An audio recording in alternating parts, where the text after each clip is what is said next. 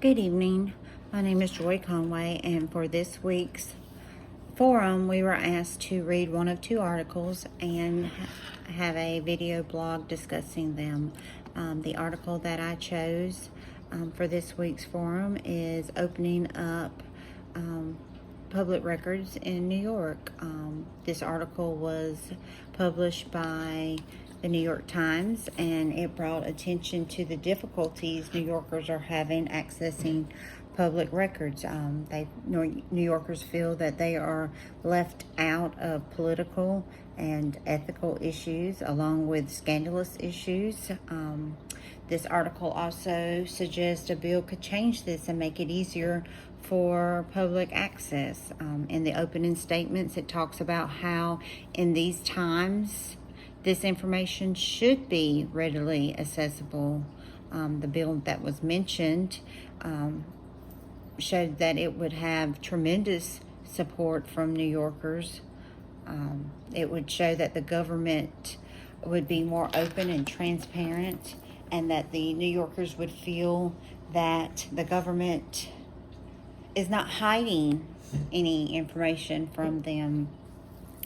And this bill, they would be more trusting of a transparent government, as it is highlighted in the first paragraph of this article.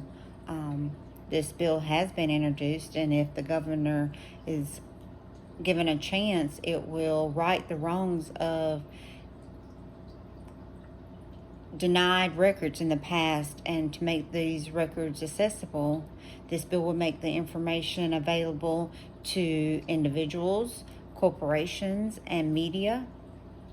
In addition, it would make it easier to solve allegations. If you do recall the stop and frisk lawsuit against the New York Police Department, where it was the department had to change how they practice targeting Black and Latino men. This critical data in these cases were revealed through Freedom of Information requests that the department fought until a judge ordered the release of this information. In another case, open records brought light to New York PD's frequent use of a controversial surveillance technology called Stingray. Again, the department resisted to divulge this information until they were forced to. Because of this lawsuit, many changes were brought to the daily operations of the New York Police Department, and many inmates were cleared from wrongful allegations and wrongful convictions. Again, this cost New York money.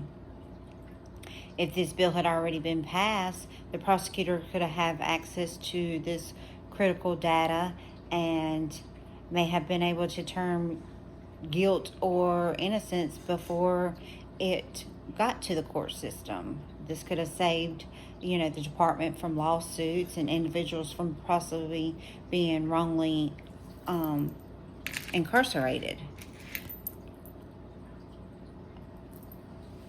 This bill, if passed, it could have been a win-win for everyone, and it should be passed without a second thought. In North Carolina, we have the ability to access public records, whether it's by using the internet or going to the courthouse. So why is it so difficult for New York to have that same right? I mean, shouldn't they have the same right as anyone else to access this information? Just a thought. Thank you. Have a good night.